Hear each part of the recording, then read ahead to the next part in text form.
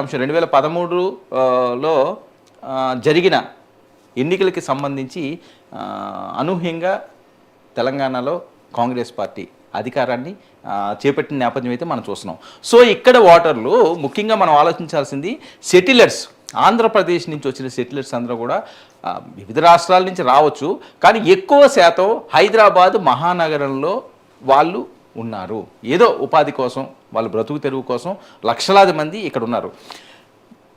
తెలంగాణ ప్రాంతంలో మొన్న జరిగిన ఎన్నికలు ఒకసారి మనం పరిశీలిస్తే మెట్రోపాలిటన్ సిటీ నగర పరిధిలో పూర్తి స్థాయిలో బీఆర్ఎస్ ఆధిపత్యం ఇక్కడ సంపాదించింది. అలాగే రూరల్ ప్రాంతానికి వచ్చేసరికల్లా కాంగ్రెస్.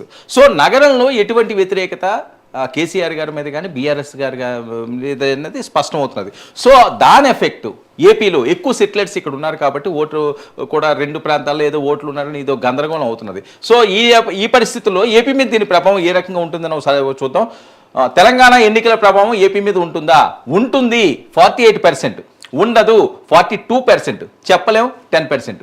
దీన్ని ఏ రకంగా కాల్కులేట్ చేయాలి? మనకి ఇంపాక్ట్ డైరెక్ట్గా తెలంగాణకి ఆంధ్రాకి ఇప్పుడు కూడా మనకేం కనెక్షన్స్ తెగిపోలేదు. ఇప్పటికి కూడా ఆంధ్ర నుంచి వెళ్ళిపోయి తెలంగాణలో ఓటేస్తారు. తెలంగాణలో ఓట్లు ఉన్నప్పుడు ఆంధ్ర నుంచి వచ్చి ఓట్లు వేసే వాళ్ళు ఇక్కడ సెటిల్ అయ్యి ఇక్కడ తెలంగాణలో ఎవరు ఉండాలో డిసైడ్ చేస్తున్నారు.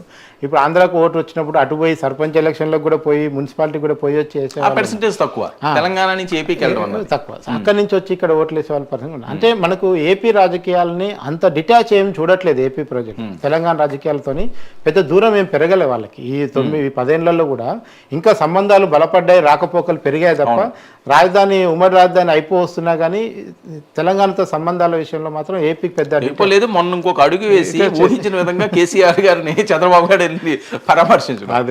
అదొక అసలు ఎవరు కూడా షాక్. అది ఏంటి ఈ రకంగా? అందుకనే మనకు తెలంగాణ ఎన్నికల్లో ప్రధానంగా అధికార మార్పిడి జరిగిన విషయాన్ని జనం అక్కడ చర్చించుకుంటున్నారు. ఎందుకు మారింది, ఎట్లొచ్చింది. మీకు ఇమ్మీడియట్గా తెలంగాణ ఎన్నికల ప్రభావం మీరు ఎక్కడో చూడాల్సిన అవసరం లేదు. జగన్ ఇప్పటి వరకు మార్చిన క్యాండిడేట్లను చూస్తే ఇదే ఇంపాక్ట్, అంతకు మించి ఏం లేదు. తెలంగాణలో బేసిక్గా కేసీఆర్ నష్టపోయింది ఎక్కడ, అభ్యర్థులను మార్చకపోవడం వల్లనే నష్టపోయిండు. 4 టర్మ్స్ ఇప్పుడు ఆయన ఒక టర్మ్కే మార్చేస్తున్నాడు చూడండి. అంటే ఇక తెలంగాణ ఇంపాక్ట్ ముందు జగన్ నుంచే స్టార్ట్ అయింది. తెలంగాణ ఎన్నికల ప్రభావం ఏపీలో జగన్ నుంచే స్టార్ట్ అయింది. సో ఖచ్చితంగా జనం కూడా చర్చించుకుంటారు. కొంతమంది దేనితో పోల్చి చూస్తున్నారంటే ఆడ కాంగ్రెస్ వచ్చిందని ఈడ అధికారం మారుతుందని మీరు అనుకుంటున్నారేమో. అట్లా జరగదు, అధికారం జగన్కే ఉండదని మాట్లాడే వాళ్ళు కూడా ఉన్నారు.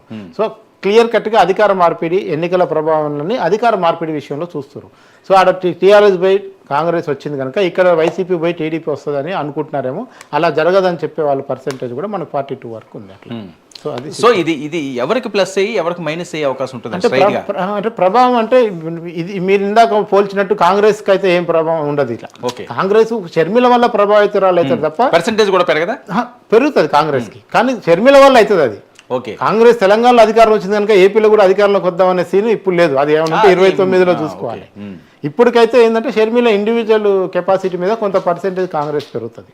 సో ఈ ఎన్నికల ప్రభావం అనేది ఖచ్చితంగా మనకి కనపడుతుంది అక్కడ. రైట్. ఇక 5 ఏళ్ల జగన్ పాలనకు ఎన్ని